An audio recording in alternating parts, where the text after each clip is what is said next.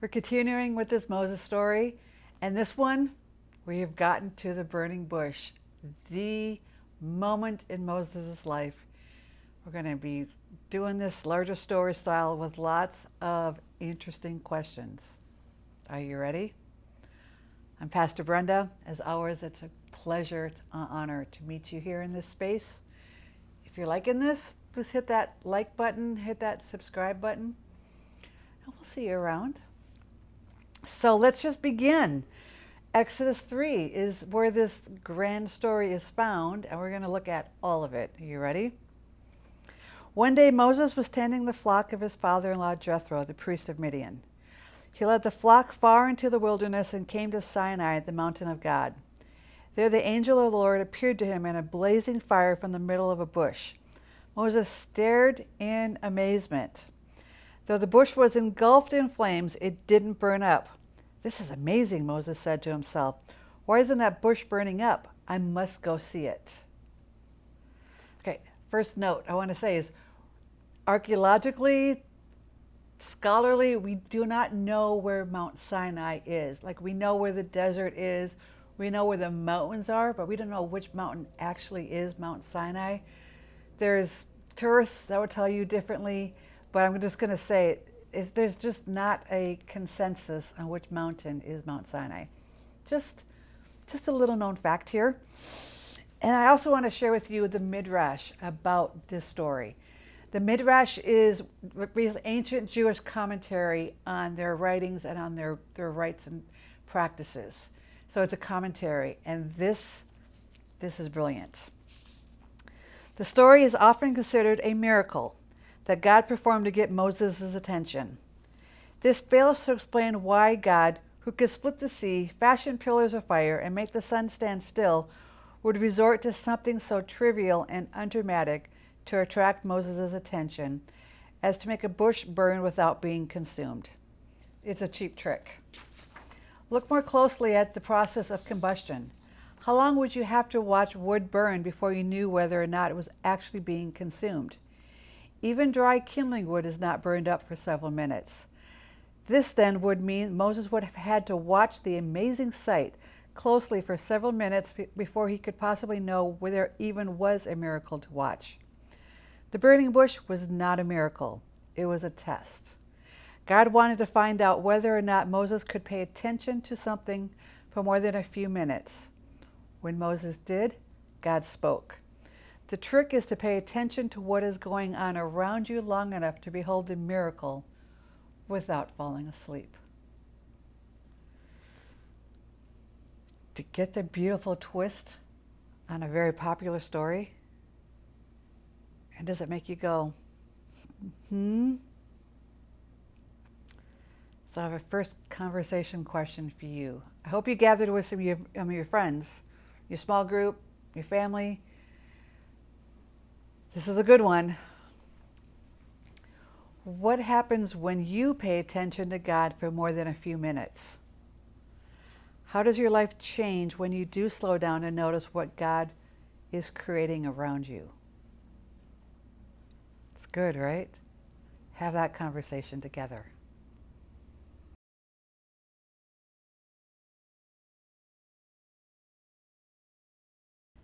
So God needed a leader and friend who could stop and stay still and look with focus and concentration.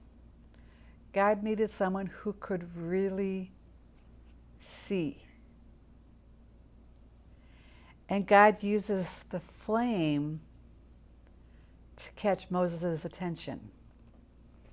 So my next question is, it's an interesting one. First of all, just in Acts 2, on the day of Pentecost, what is it that appears over the disciples' heads? Little tongues of fire, right? Fire, again, that did not consume, did not burn the disciples' hair, did not burn the room around them, did not burn their skin. Just a flickering flame, like God's presence at the burning bush. So this is kind of a deeper question. What are the connections to the burning bush in the day of Pentecost? Have that conversation.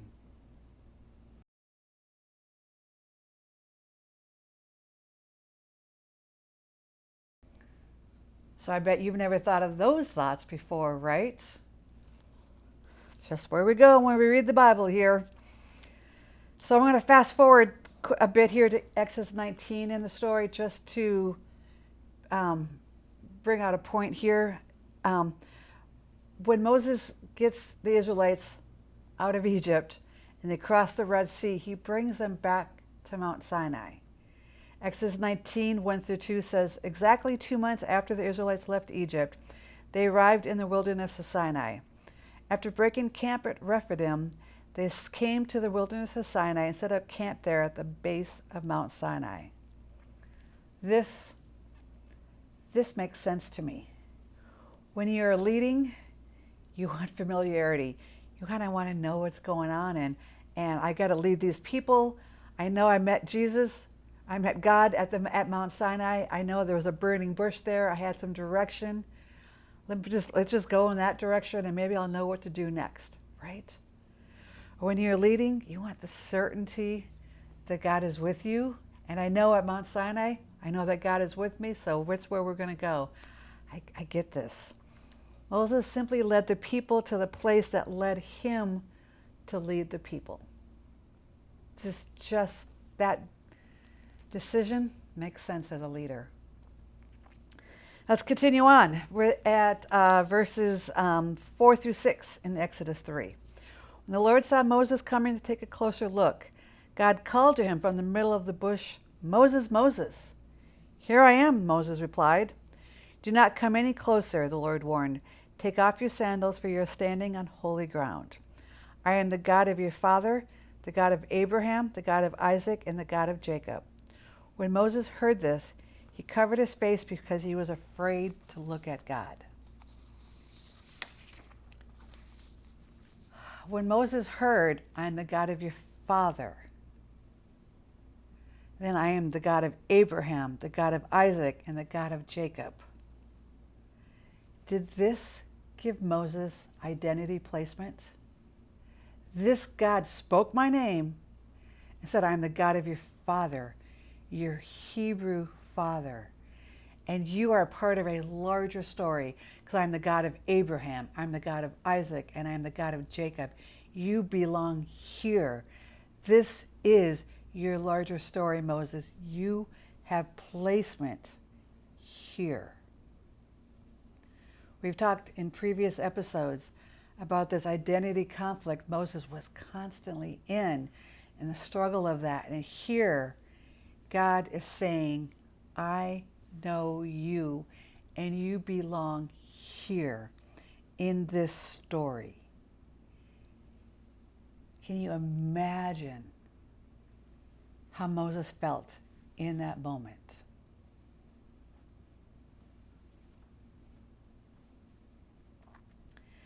And we learn here that Moses, in that moment, like understanding everything, doesn't want to look into the face of God.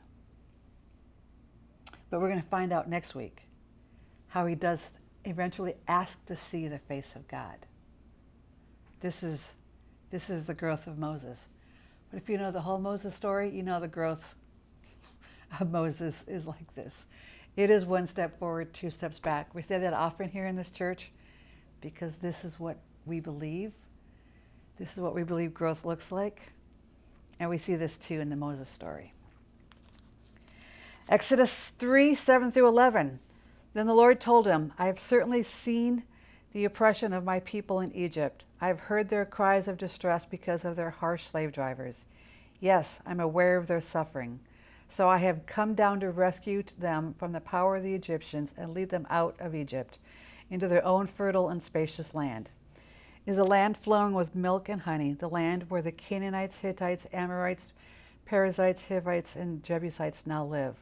Look, the cry of my people of Israel has reached me, and I've seen how harshly the Egyptians abuse them. Now go, for I'm sending you to Pharaoh. You must lead my people Israel out of Egypt." But Moses protested to God, "Who am I to appear before Pharaoh? Who am I to lead the people out of Egypt?" Do you notice the identity issue again? Who am I to lead the people out of Egypt? Pharaoh knows you. You know him. You were raised in the same palace. You know every nook and cranny of that palace. You know how the Egyptians think. You know all about the situation about the Israelites being persecuted and enslaved. You are called by God. God called you by name, right here by name. You are the one. When we read this with our American mindset, that's how we read it. Like, okay, God, I can go. I can do things with my American privilege. I can do all things through Christ who strengthens me, blah, blah, blah. But remember, Moses is broken.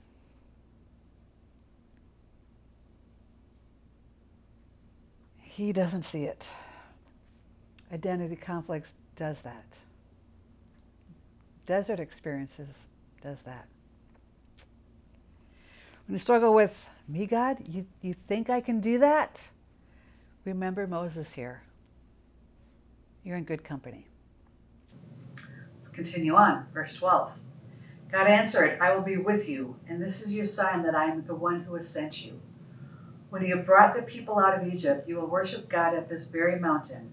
But Moses protested, "If I go to the people of Israel and tell them, the God of your ancestors has sent me to you, they will ask me, 'What is his name?' Then what should I tell them?" God replied to Moses, "I am who I am. Say this to the people of Israel, 'I am has sent me to you.'"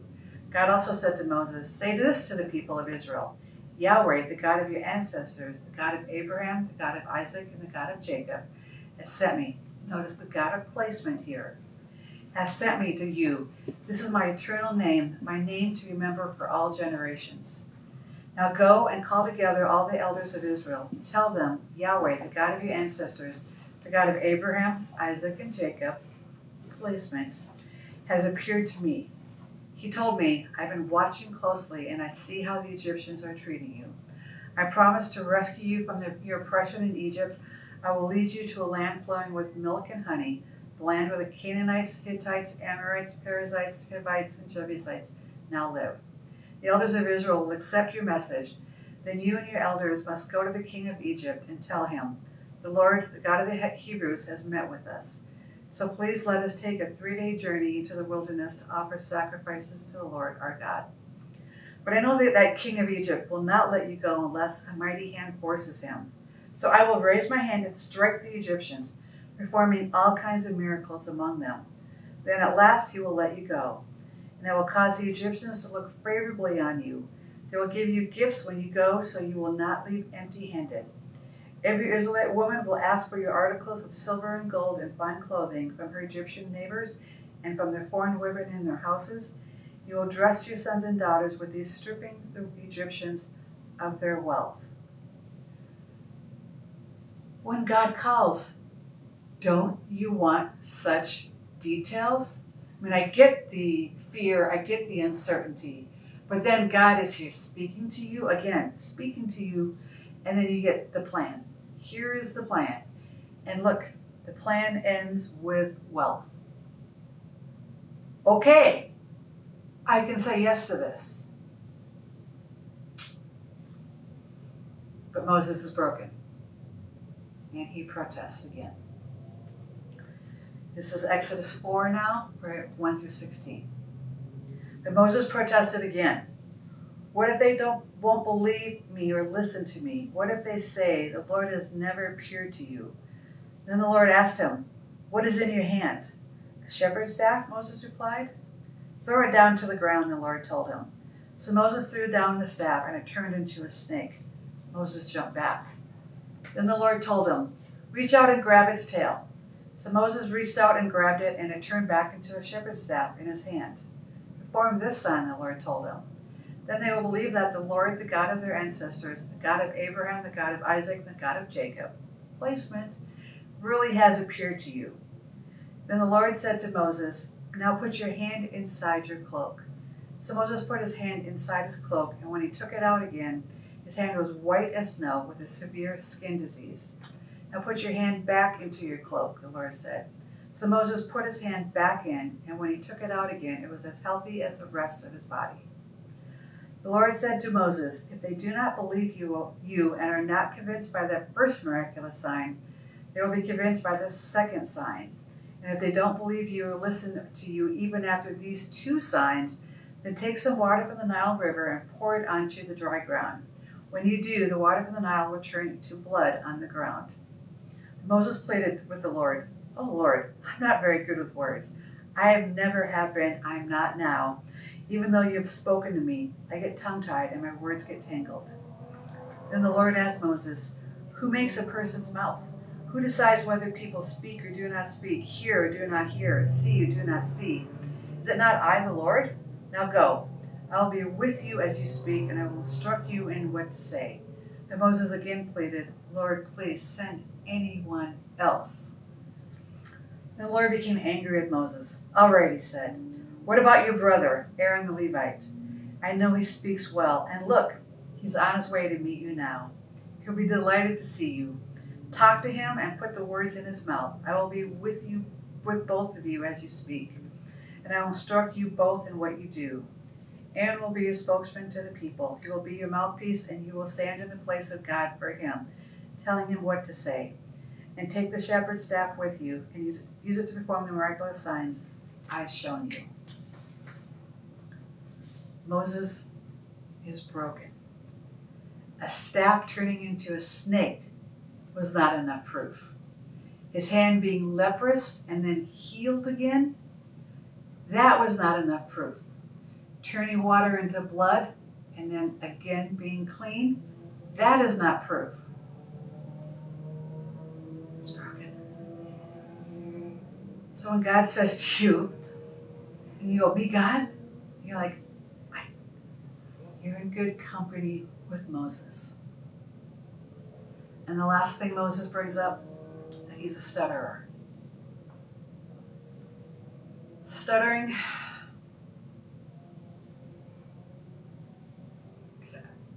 I say, I understand this very moment in Moses' life. I'm a stutterer. I was a normal kid in 3rd grade. This stutter started and it was bad. I was the one that was dismissed from classes to go to speech class. This was in the 1970s.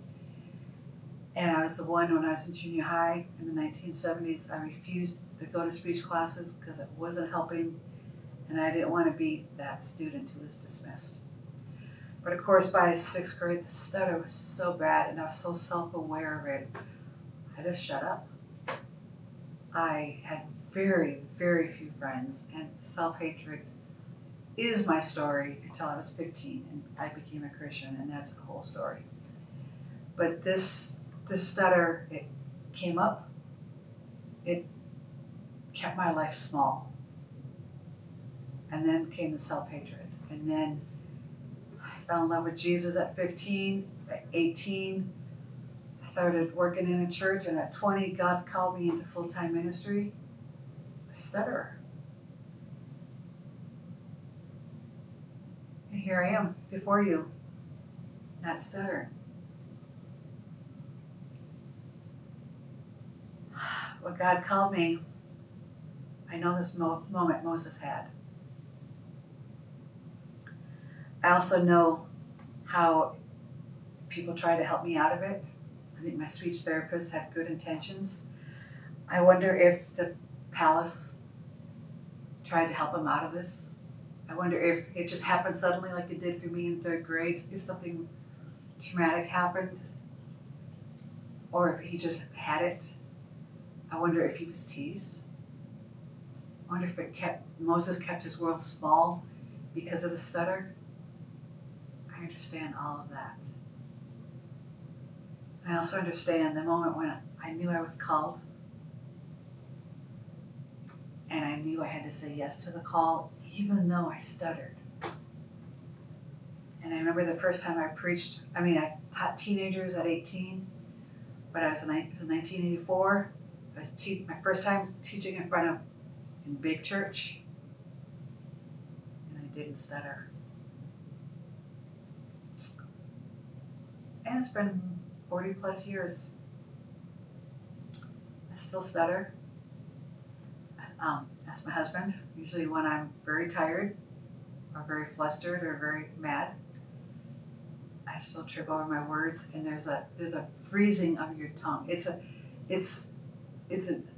anxiousness, and then there's this freezing. If you know, you know. And Moses knew.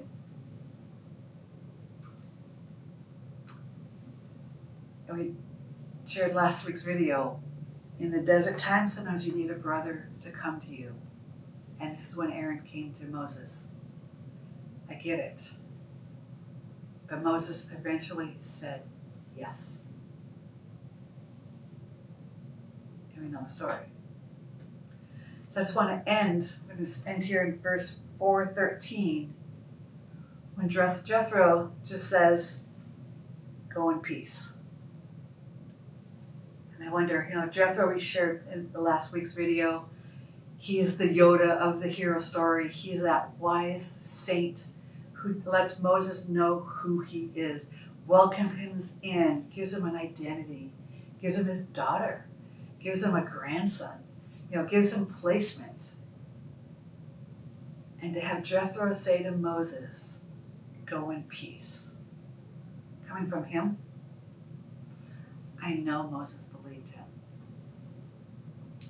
And then for Jethro to watch his daughter and his grandsons and his beloved son-in-law go off on a dangerous mission.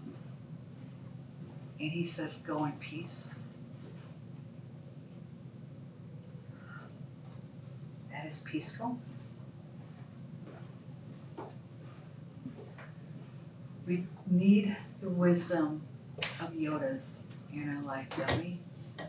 We need these wise men and women who can say to us, "I see God's call in your life. I'm going to tell you God is calling you." And then go. Go in peace. And we believe them.